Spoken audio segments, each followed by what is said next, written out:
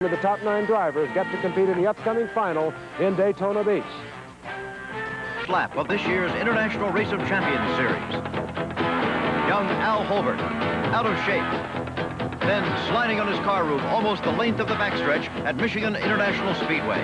It was indicative of the kind of action that was coming. So was the finish. Al Unser of the Albuquerque Racing Unsers edging out stock car champion Cale Yarborough by a matter of a few feet to take the lead after race number 1.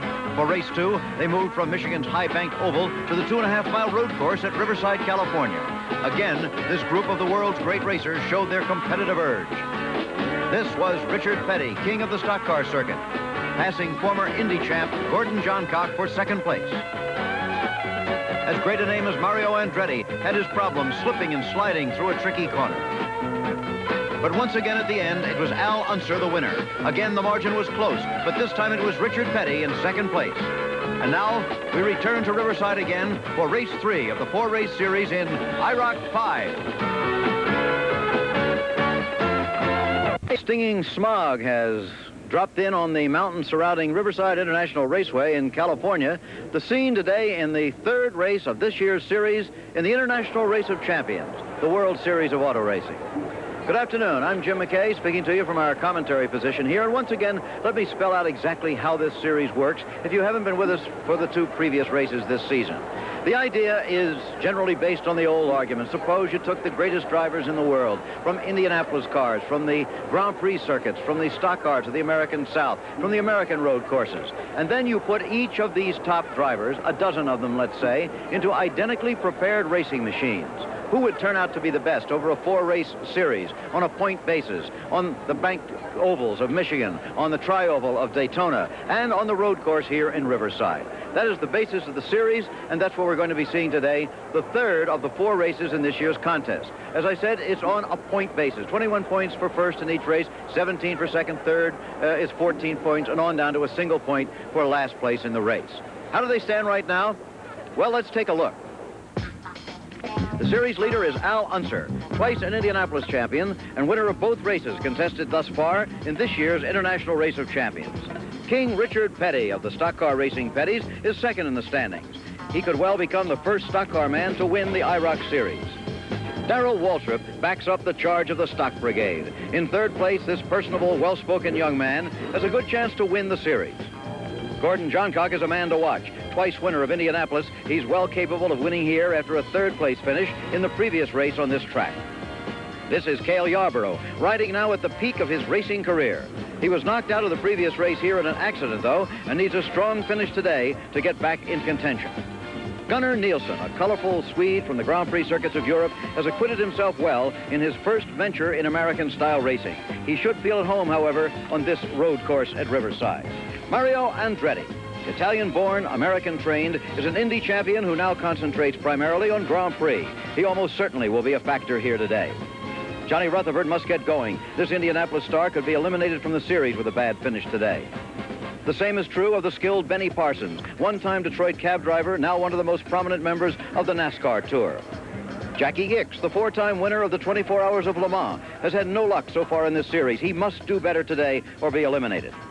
Al Holbert, the young American road racer, needs a finish right at the front, or his IROC racing is done for this year. And Tom Sneva, the reigning U.S. Auto Club champion, sits on the bubble, low point scorer in the series, and on the brink of elimination.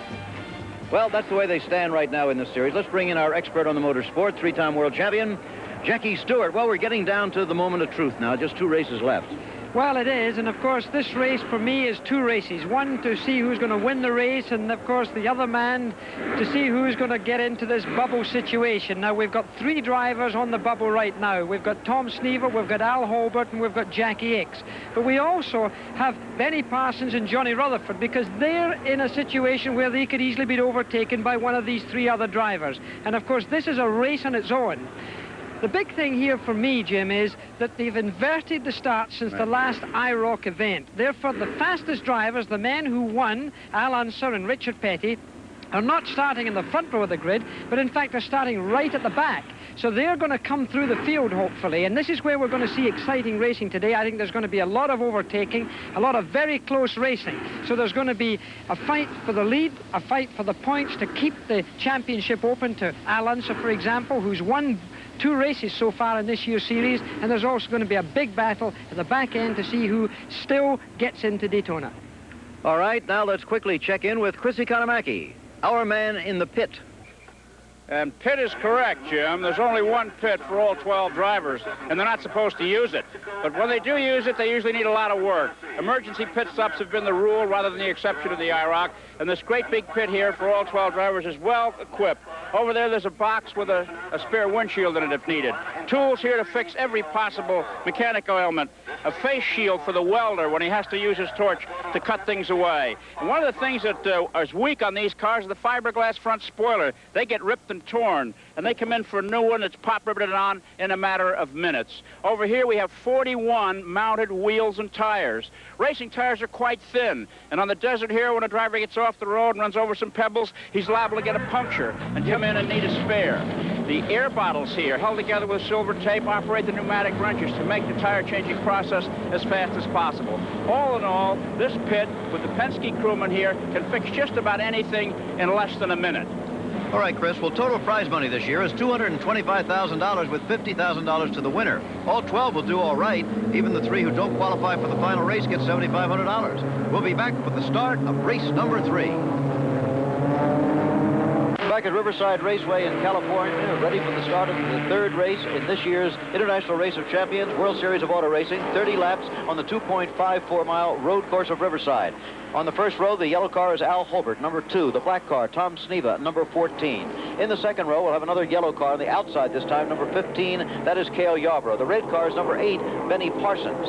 In row 3, in a shining white car, wearing number 1 is Jackie Ickx of Belgium. Number 10, Johnny Rutherford in the brown car. In the next row, in a tan machine on the outside, Gunnar Nielsen of Sweden, number 5. Number 6 next to him, the cinnamon-colored car, they're calling it, Darrell Waltrip. In the next row, number 11 is Mario Andretti, dark blue. The light blue car, number 4, Gordon Johncock. Final row, number 12, Richard Petty in the orange car. Number 7, Al Unser in the black. And, of course, they finished first and second in the last race, and they've been put at the back of the pack. Remember that. We should see a lot of overtaking here. Coming for the green flag, Jackie. And they've got it. They're racing in Riverside. Sneva followed by Yarborough going into the first turn with Holbert on the outside. That is Sneva and Yarborough. Holbert on the outside just slipping back a little bit. Cale trying to tuck himself in, but now Holbert moving up again on the outside and making Yarborough go back in. Let's see, we got a red car down. That could be Darrell Waltrip or Benny Parsons. It might be, can't get the number on that yet. Well, he's found himself right in the back of the field, Jim, trying to go through the S's here is a little bit like threading a needle. You can't really get any advantage by trying to hustle at that time at the start of a 30-lap race. And there's the tail car that we were looking at there. In fact, is Benny Parsons. So Benny Parsons is taking the back end of the field up, but Mario Andretti, he's charged. He's up 4 places already. Al Unser. Al Unser has also moved up 4 places. Remember, he had to start at the back of the pack. And now he's moved up 5. He's moved up another place yet. There is Al in the black car. Now we have a black car on the lead. That's Tom Sneva, number 14. And the other black car moving up is Al Unser. He's won both of these races. So far. There's Unser just going through your picture. He's got past Ickx in the white car, for example. But up in front, we still have Tom Sneva, followed by Al Holbert and Cale Yarborough. As they come down this long chute down the back straight here, sometimes we get some overtaking under braking as they try to get a lead change there. Tom Sneva still holds his advantage as they go in there to turn 9. This long 180-degree turn here at Riverside, slightly banked corner as Tom Sneva comes out clearly there. A real pack behind him there, but Tom Sneva holding his advantage, followed by Holbert, Yarborough, and Andretti. Right. Sneva, Holbert, Yarborough, and Mario Andretti. Andretti, who has not done too well in this series so far, we said that he needs a real fine performance if he's going to have any chance in that final race at Daytona. There you see him in 4th place.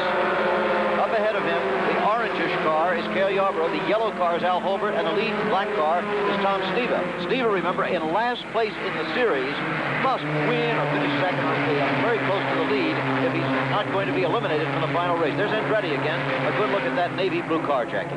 Mario Andretti really looking for a way to get past there. A driver of enormous experience coming down towards turn 7, sometimes where some overtaking takes place, but not in this. And Mario Andretti tries to get in right there. Doesn't quite get through to Cale Yarborough. Tried it, but Cale Yarborough Yarborough, a man of enormous experience also, isn't going to let anybody slip through at that stage. Where's the best place to pass on this race course, Jack?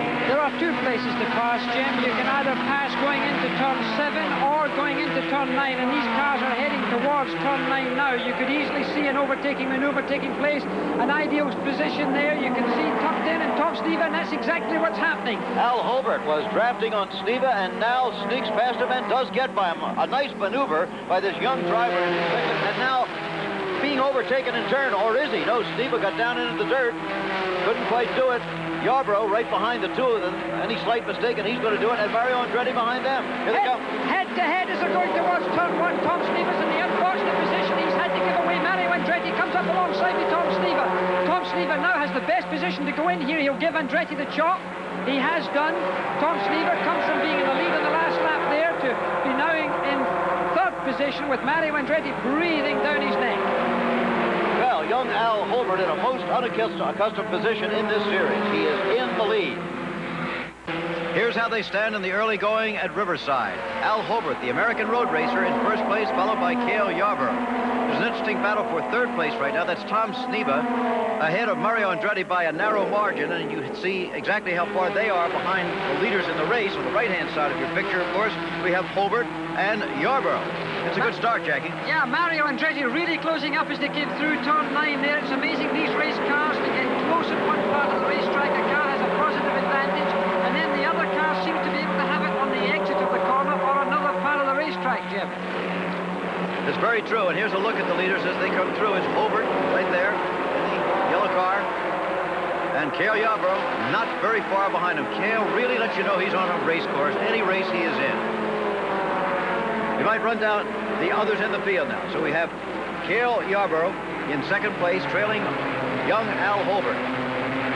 Behind them, you see Sneva in the picture now, and Andretti in fourth place. And as they come at you, in fifth place, we have Johnny Rutherford, then Darrell Waltrip, Al Unser, the leader in the series, remember, back there. Gunnar Nilsson of Sweden, Richard Petty and Gordon Johncock, Jackie Hicks and Benny Parsons trail the field. And remember, 3 of the drivers in this race will not be going on to Daytona.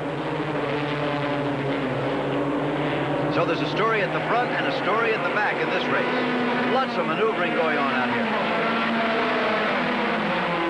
Waltrip and Rutherford having a good battle there. Here they come. And look at this here, as we're looking at this picture now, Mario Andretti is making an attempt to pass, and he's done it. Mario Andretti's got past Tom Sneva, but Sneva's trying again under braking going into turn 9. Mario Andretti's got the corner, so Mario Andretti finds himself now in third position. This is where Andretti needs to be. Now he's got to try and get up to the 2 lead cars of Al Holbert and, of course, Cale Yarborough as they come out of turn 9. Remember now, Mario Andretti started in 9th position on the starting grid. He has now moved up to 3rd, and by the way, Al Unser has moved up to 5th. He got past Johnny Rutherford in all the jockeying there, going through turn 9. So those should be the men to watch right now, don't you think? Andretti and Al Unser.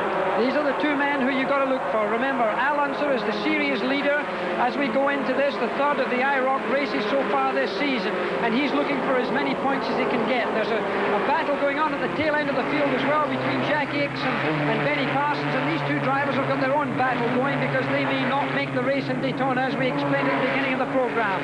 But the 2 lead cars seem to have a slight advantage, although Mario Andretti has broken away slightly from Tom Sneva as they go into turn 7. All right, and Yarborough and Andretti, and then the 2 black cars, Sneva and Al Unser.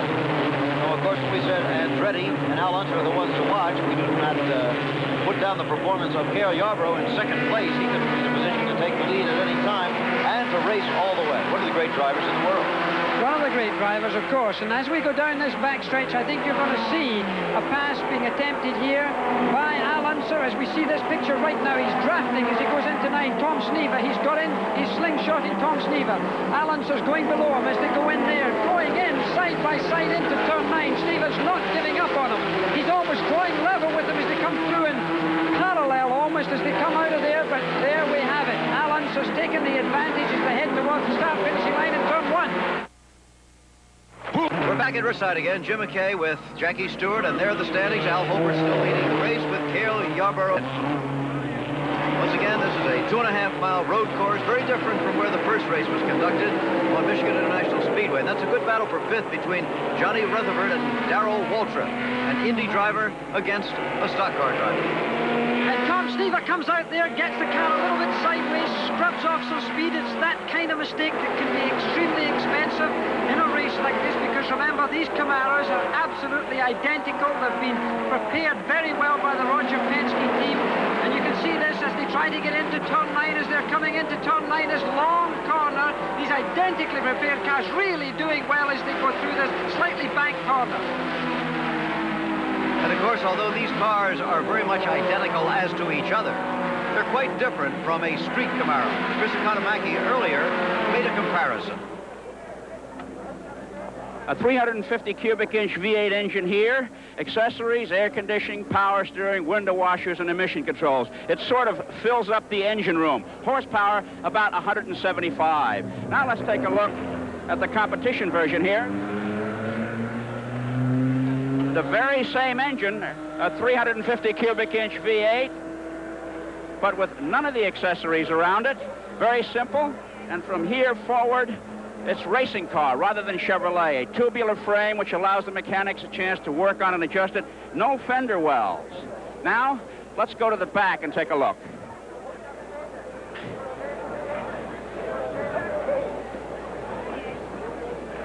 And in the trunk of the production model, nothing but luggage space and a space-saver spare tire. Over in the competition version, the trunk contains a steel box, inside of which is a rubber fuel bladder. It's called a fuel cell. It holds 33 gallons, and it's very rigid for safety in the event of an accident. And now let's take a look inside of these interesting cars. The street version, a very luxurious interior, bucket seats in the front, a couple of seats inside, and a very elaborate dashboard with controls for the driver to read whatever he wants to know, a cigarette lighter, a little dash lamp, all the luxuries and niceties of a fine car. And now let's take a look at the inside of the racing model Camaro. It's quite Spartan. There are no frills, just a fitted bucket seat for the driver, a lot of roll bars and safety equipment, a fire extinguisher, a 5-speed manual transmission, and the essential gauges: oil pressure, tachometer, water and oil temperature, and an ammeter. No cigarette lighter, no air conditioning, and no radio. It's a very functional piece of equipment. And what about the cost? Well, the street version Camaro with the air conditioning, AM, FM stereo would cost you about $7,500. This car came as a body in white from Chevrolet, and then 750 man-hours were put into converting it into a racing model. Value, something over $20,000. The difference between a race Camaro and a street Camaro. Back out on the course, the race for sure goes on. There goes Rutherford by still dicing with Darrell Walter for 5th place, but both of them beginning to move up on Sneva. He got into trouble again, Jackie. And he's made another little mistake. The car sort of went sideways there a little bit, gave a little wiggle, and then you see Johnny Rutherford coming inside them to try and overtake him. He's got him. Oh, Johnny! There he goes. He spun off the road. It seemed that he didn't just get his braking point right. He's disappeared in a cloud of sand there in this desert. Johnny Rutherford, the Indianapolis driver, trying to get the car pointing in the right direction. He hasn't lost his way, getting the power back on, spinning the rear wheels, almost spinning the car again. Johnny Rutherford's back on the road. Well, as you saw, he had 11 points. That's not an awful lot, and 3 of the drivers in this race will not be going to the final race at Daytona. So there's 2 battles going on, to try for the lead, but also be sure to stay in the fight.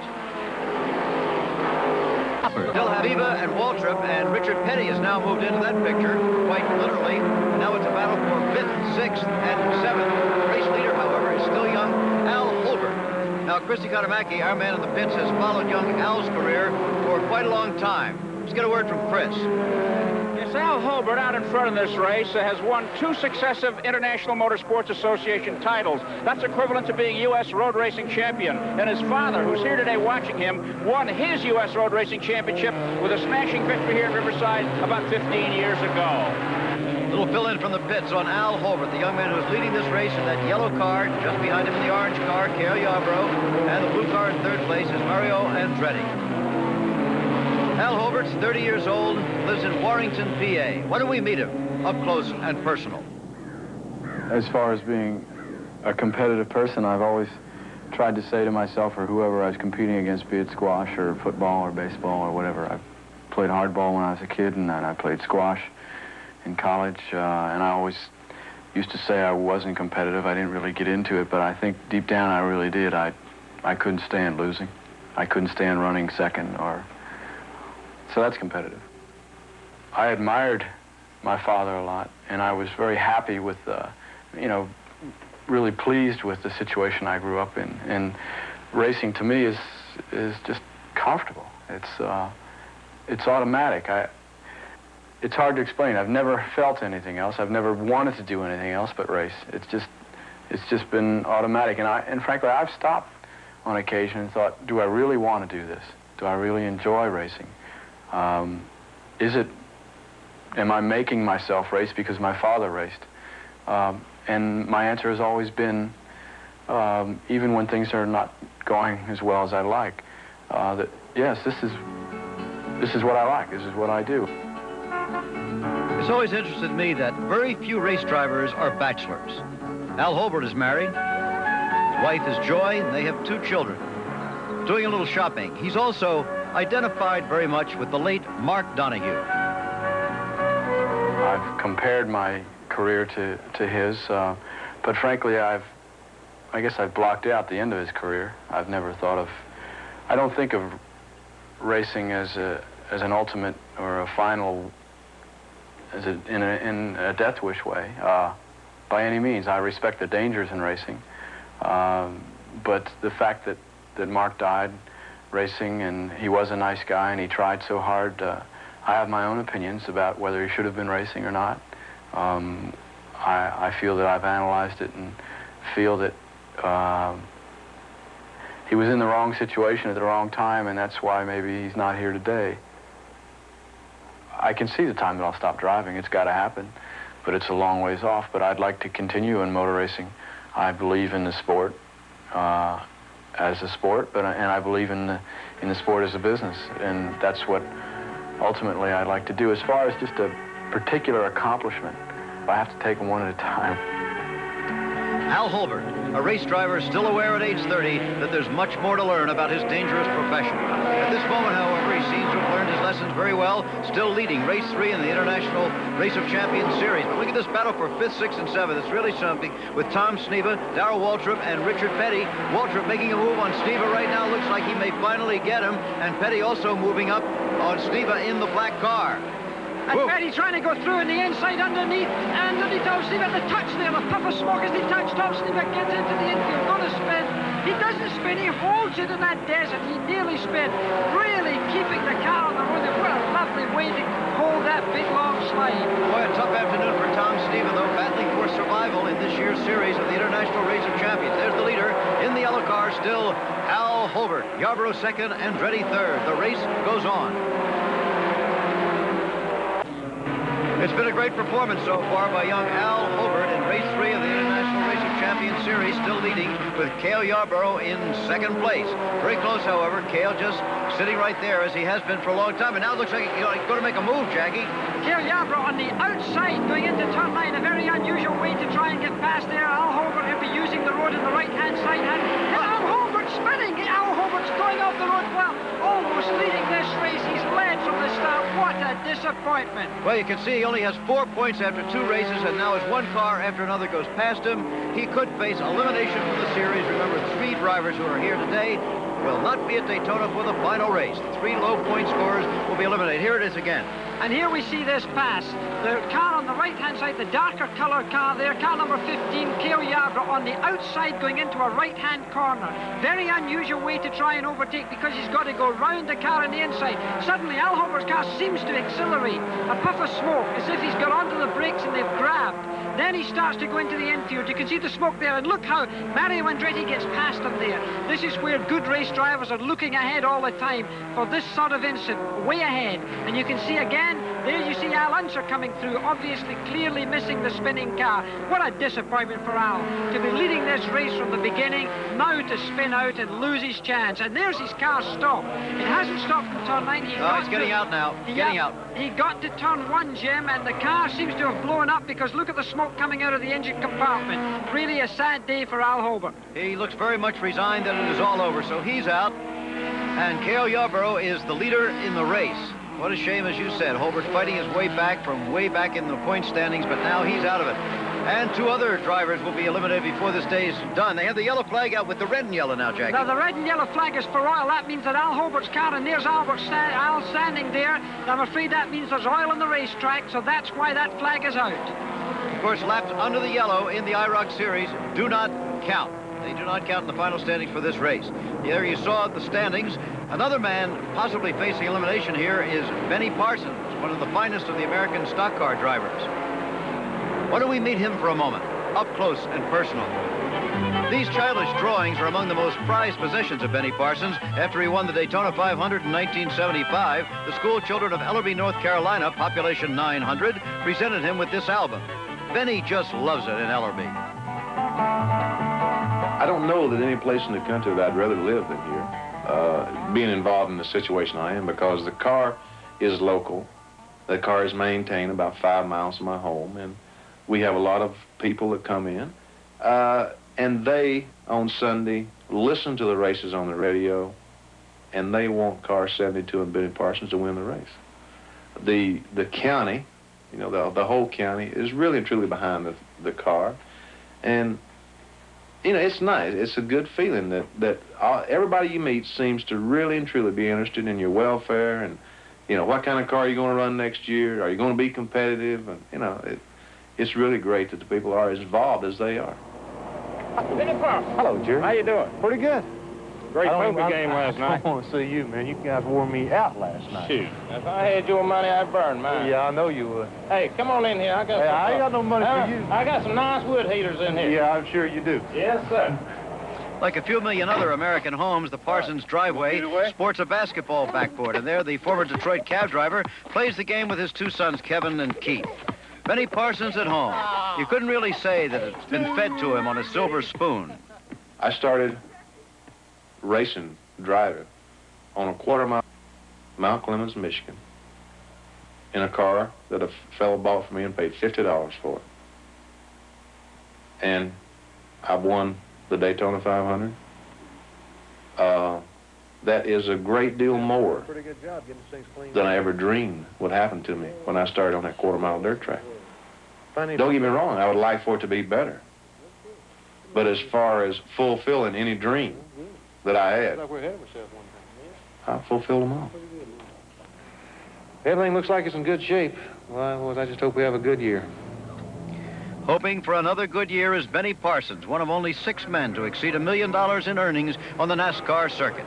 We're still under the yellow here in the International Race of Champions, Race 3. Remember, laps under the yellow do not count, unlike other brands of racing. There's Sneva in the pits. Now, any pit stop made under the yellow costs the driver 1 lap. That means that Sneva's out of it just about.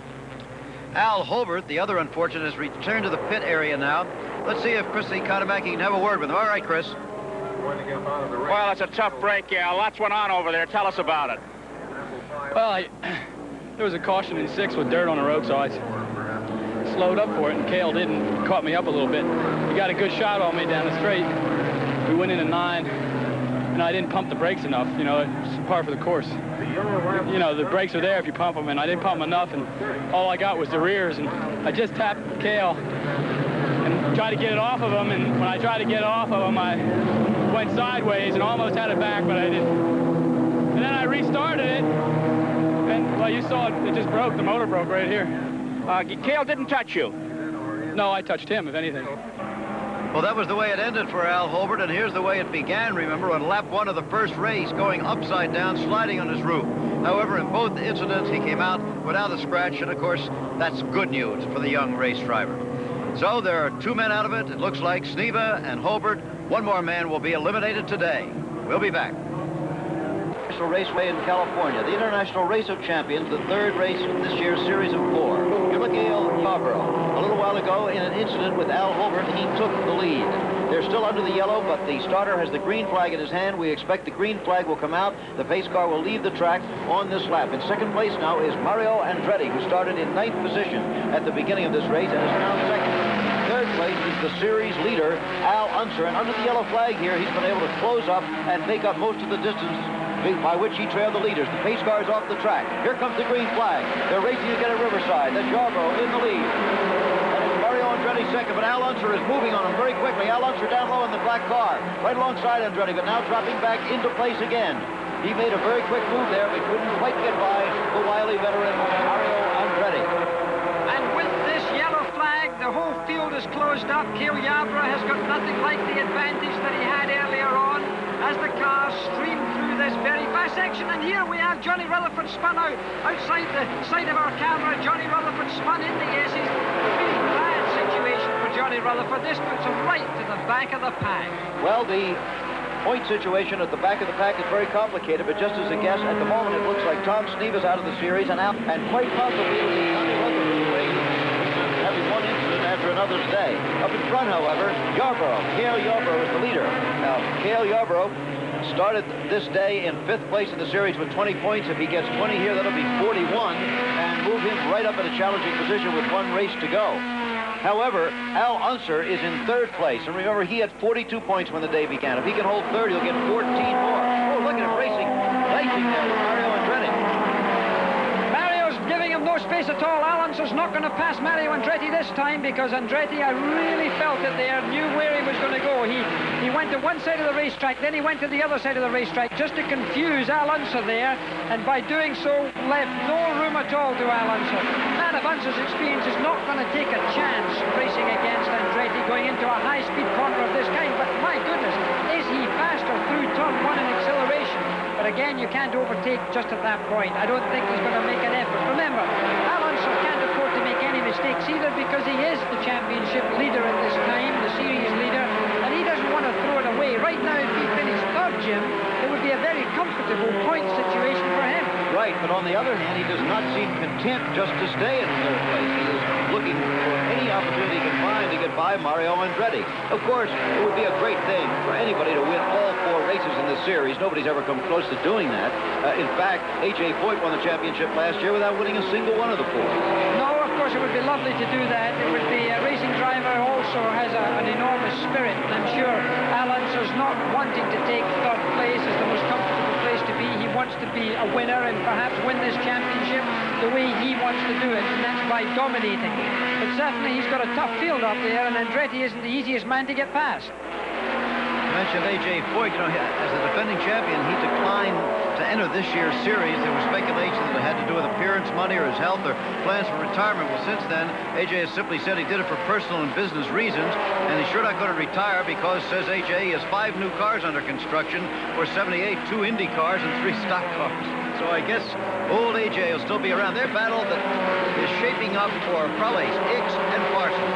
Benny Parsons right now ahead of the Belgian Formula race car driver Jackie Hicks. It looks like one or the other of them will go to Daytona for the final race, but not both of them. Now, of course, Johnny Rutherford is behind them in the standings in this race. In the overall point situation, he looks a little better off than they do. So that's the story at Riverside for the moment. The race goes on at Riverside, and so does that battle for 7th and 8th places between Jackie Hicks of Belgium and Benny Parsons of Ellerbe, North Carolina. And boy, they're close. Back and forth in the red car, Hicks in the white car. One of them faces elimination from this series. Which one, we're not sure, unless Johnny Rutherford should break down. Jackie Hicks, a long way from home. Let's meet him up close and personal. You might think that a man who has spent his adult life on the race courses of the world might like to live his home life in a fast-moving big city. Not so with Jackie Hicks. The 4-time winner of the 24 Hours of Le Mans lives a very quiet existence at his home in Grey Doisseau, Belgium, with his wife and children. I have a lot of other interests, and this is probably the reason why I haven't been better in racing. It's because I never had any wish to spend 100% of my time in thinking or working for automobile racing. But I don't have any regrets at all. Not a single regret. I was very pleased. I mean, really, that was a good time. Those 10 years I've raced on the international scene. I don't bring home. There is racing on one side and the usual human life on the other side. And no, I don't share my problems with my family in racing. Not at all. Not even a minute. We don't speak about racing at home. Never. Oui, mais... Et moi, je peux dessiner aussi? Comment, non? I'm not really interested in publicity or to promote myself for the people, for the public, or for every other reason. I do it because I like it, and I'm afraid to say the rest doesn't bother me, really. No, I don't feel I'm important or that important or have so many reasons to be on top or higher than the other people. I think my chance is to do the right thing with pleasure. Bicycle riding is a hobby with Jackie Ickx, but a very serious one. He rides 60 miles a day whenever he has the time, often training with Eddy Merckx, another Belgian and the world's most famous cyclist. Jackie Ickx seems to have found the life he wants, walking the fields with his wife, Catherine. It's a long way from the hard driving days when he battled Jackie Stewart for the World Championship in the late 1960s. Ickx takes it easier now. I think you don't measure lives in years. I think you can measure lives in what you've done. So I live faster than a lot of other people. I had a lot of fun out of what I have done, and really for the rest, I don't care. Ils sont incroyablement tristes. So goes the home life of Jackie Ickx, much like a Claude Lelouch movie, the introspective race driver most at home in the fields of Belgium, the boy daredevil grown into a more complete man, a family man for whom race driving now is a living, not his whole life. However, it would be hard to tell that right now because Jackie Ickx is really pressing Benny Parsons. But look, there's smoke coming from Ickx's car, Jackie. You know, there's been a suspicion of smoke for a little while there, but it's really prominent now, a real puff of smoke. But there's no smoke coming out of that man's car. Cale Yarborough, the leader as he goes through there, driven very well all the way through. And this is the final lap. The white flag is out. Okay, and still the battle goes on, remember, between Parsons and Ickx. Now, Jackie Ickx passed Benny Parsons and finish ahead of him in this race. Ickx would go on to Daytona, actually be tied in points for the series, but because of a special rule we'll explain, should that happen, Ickx would be the one to go to Daytona. Of course, should Parsons finish ahead of Ickx where he is right now, Benny will be the one to go to Daytona. Meanwhile, Johnny Rutherford, who might have been in trouble, as past Gordon Johncock has moved into 9th place. That assures him of a spot in the final race. Johncock was already assured of one. Kind of complicated, but that's the way it sets up. Up in front, Cale Yarborough is the leader. We have Mario Andretti in 2nd place now, and the series leader, remember him. Last lap, that orange front there, that's Cale Yarborough going in for Mario Andretti and car number 11 there to pass him, but look how close they are going in to this final turn 9. They're entering turn 9 now. There's no chance to pass, I don't think.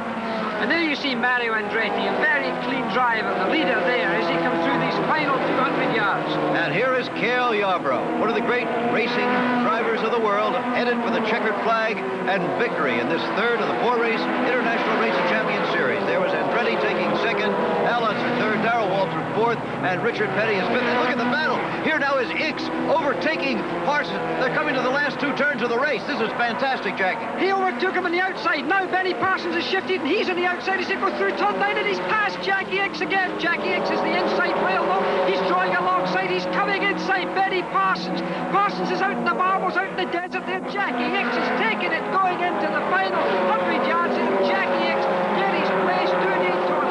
There is the finish line, and it is in fact Jackie Ickx who will go to Daytona. Benny Parsons will miss the final show on his most favorite of all racetracks, the Tri-Oval at Daytona. We'll explain that point situation to you and have a word with the winner when we come back. Are the standings at the end of 3 of the 4 races in this year's International Race of Champions Series. Al Unser with a 15-point lead, and you'll notice that Ickx and Parsons are tied. Again, Ickx will go to Daytona. We'll explain the reason in a minute. Now here's Chris with the winner. Cale, what about when you and Al Hulbert were down there? What happened? Well, I got by Al, I thought, and I pulled down in the groove, and I felt his tag, so I guess he hadn't given up on us yet. Well, he spun out and was out of the race. Did you know that? Well, I knew it, but he was out of the race back over here somewhere. That's right. Cale, it was a fine drive you did. You saw Mario in your mirror.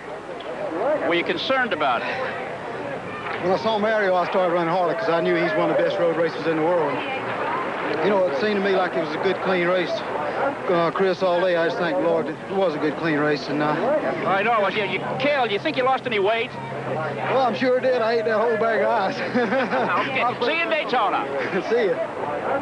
Certainly see that man in Daytona, and a good many others. There will be 9 drivers all told, and there are 5 of them. You'll notice, however, when we move to the next group of drivers, once again, that there is a tie in points between Jackie Ickx and Benny Parsons. Why then does Ickx go to Daytona and Parsons does not? Well, the rule says the man with the better overall finishes in the 3 races will be the one to go, and as you can see, Ickx was placed better than Parsons in 2 of the first 3 races. It's as simple as that.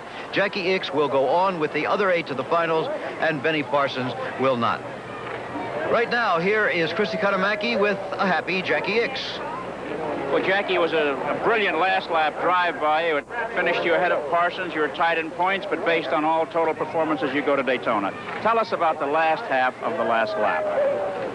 Well, it was just a very nice battle. I think Benny was driving very well, and there was no way I could pass him, really. I was just next in his seat with my nose in his tail, and my really big luck was he missed 3rd gear going to the Champion Bridge, so that gave me the chance to go along him and passed him. And he repassed me on braking before corner number 9, but he was very wide up there, so I was able to come back inside him. And of course, he was just outside going out of corner number 9, and he just couldn't make it. But it was just a nice one, especially a nice battle because for 15 laps I had an oil leak, and I really didn't know if I was going to finish or not. But also I knew it was very important to pass him, and he knew it as well. So it was really a nice game. For Jackie Ickx, it was a very good game. There are those who will go on to Daytona. Of course, we will be there. For now, this is Jim McKay saying so long for Jackie Stewart and Chris Economaki.